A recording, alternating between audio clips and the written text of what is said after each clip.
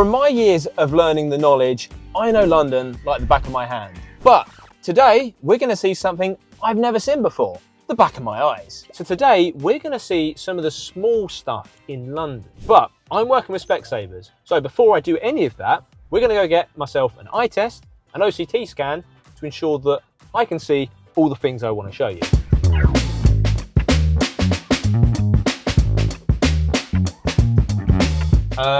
Just really to ensure that I'm in tip top, really, and possibly other eye health concerns as well. Do you wear glasses? No. No. And have you noticed any blurred vision? Not particularly, no. No. When you're looking far away or at the screen, everything looks okay. Ooh. And what's your occupation?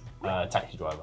Okay, so you do a lot of driving. So you drive for a living. Did you come in your taxi today? Yeah, I parked up not too far from here. Nice drive in, yeah. But before we get the results from my eye test, let's go see some quirky London that you might not have seen. This is a real favourite of mine. Just here on Waterloo Street, you can see St Paul's Cathedral there.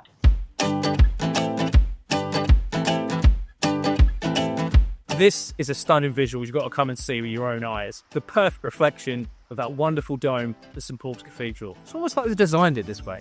I just love that because you can just see how intentionally that building is designed. It's obviously brand new, but it's not stealing from the star of the show, which of course is that great Christopher Wren dome on St Paul's Cathedral.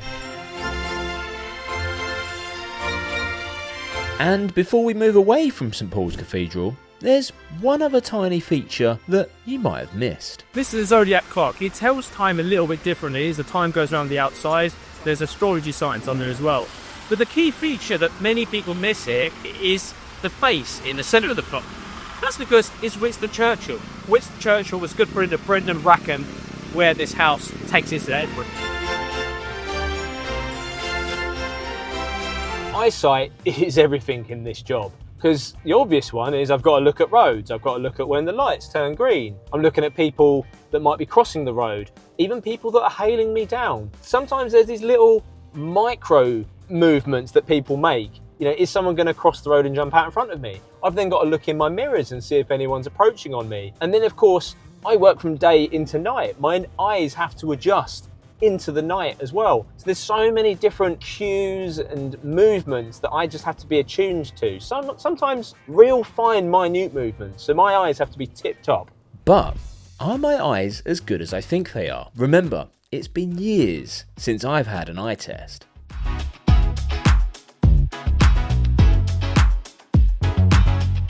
After various eye checks, we can confirm that I have perfect vision. But there's just one more test. The OCT scan. Okay, so Tom, this is what the back of your eye looks like. So this is your right eye and this is your left eye. Both of your eyes are looking very healthy, which is great news. So how often should I be having one of these OCT scans? So you should be coming for your eye test. We recommend every 2 years, and then I would also advise getting the OCT scan done every 2 years. The OCT scan gives a detailed view of the back of my eye, but the optometrist's expert examination is what really reassures me everything's healthy. And that's why I take my eye health so seriously. It's those little cursory glances which you think don't matter, when really it's everything. Speaking of cursory glances, here's something that's very easy to miss. This is London's smallest statue. It's the two mice eating cheese.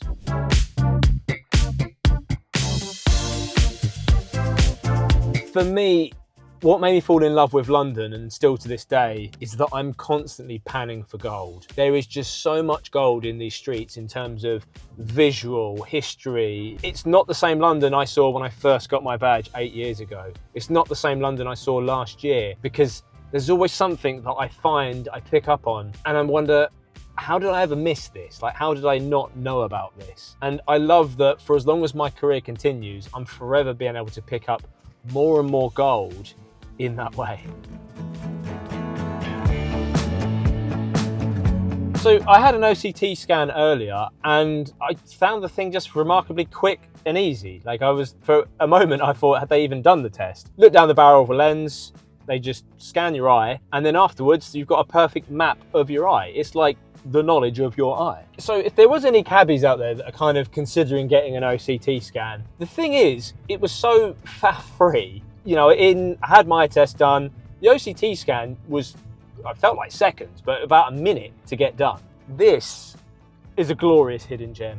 St Dunstan's in the east.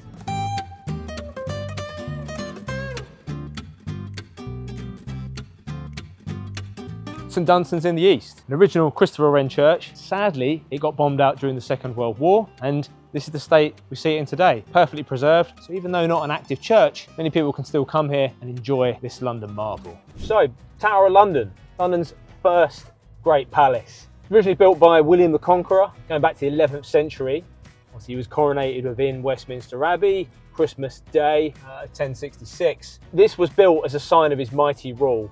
French king, I'm in power, behold to me. It's a 90-foot white tower in the middle there. And as a sign of his opulence and his rule, he actually shipped in the stone from France. Using the River Thames as a perfect transit route, this is Caen stone, specifically from that region in France. It's a little detail that a lot of people miss. Other hidden things with the Tower of London is that it was once London's original zoo.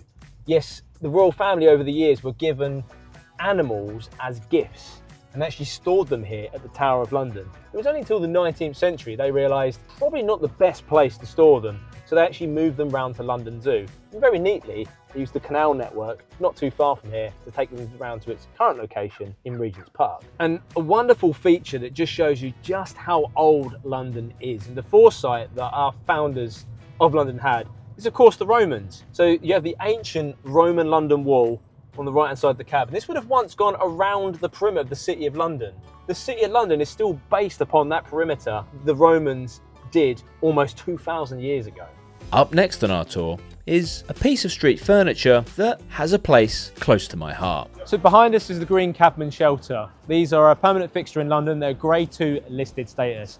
They were put in the Victorian era because it was so difficult to find a cab driver. So this is a Green Cabman shelter. There's 13 of these left in London. It's a Grade 2 listed structure, so we'll be having them here forevermore. These were actually put in place because cab drivers of the day used to love hanging out in the pub. And of course, a drunk cab driver was definitely not what you wanted to get around London. So cab drivers could take respite in one of these huts. They could grab a hot meal. They could socialise with other cab drivers. And that's what it's synonymous with now today. I can stop in here and see my other fellow cab drivers. There's some really cool features on here as well. You'll notice there's actually a pole that goes around the outside. Of course, when these were put in, cabs weren't motor carriages. They were horse-drawn, and that was where they used to tie the horses up outside. Even today, members of the general public can get food from the takeaway hatch, while only cab drivers are allowed inside.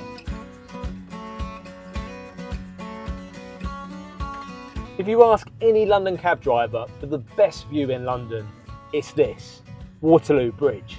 If you look out to the east, you'll be able to see the City of London, the towering skyscrapers, and St Paul's Cathedral making its way through the sightline. And if you look out to the west, you'll be able to see Big Ben, Houses of Parliament, and the London Eye. Whether it's in the rain, in the sun, or in the dead of night, this is a beautiful view. It sits perfectly on the bend of the River Thames, meaning you get that perfect view of west and east. So this road is called Strand. Now, Strand is actually a German word for beach, because when London was inhabited by Germanic tribes, this once beached onto the River Thames. But as we're about to go and see, the River Thames is quite far from the Strand. York Watergate, where's the water? Well, this was once where you would lead down onto the River Thames. Yes, had this been over 200 years ago, I would be in the River Thames right now. Because running underneath me is a modern Victorian innovation called sewerage. Yes, because before that, people were chucking all their dirty water, all their rubbish straight into the River Thames. And this was before hygiene or anything like that. A wonderful man by the name of John Snow realised that the water might be getting polluted. So they needed an effective way of getting sewerage out of London. There's a gentleman by the name of Joseph Bazalgette who realised that maybe we should get an effective sewage system of getting water out of London. And there we go, some hidden smaller gems to London. A big thanks to Specsavers for making this happen. Please let me know what your favourite was in the comments down below. And I'll see you on the next one.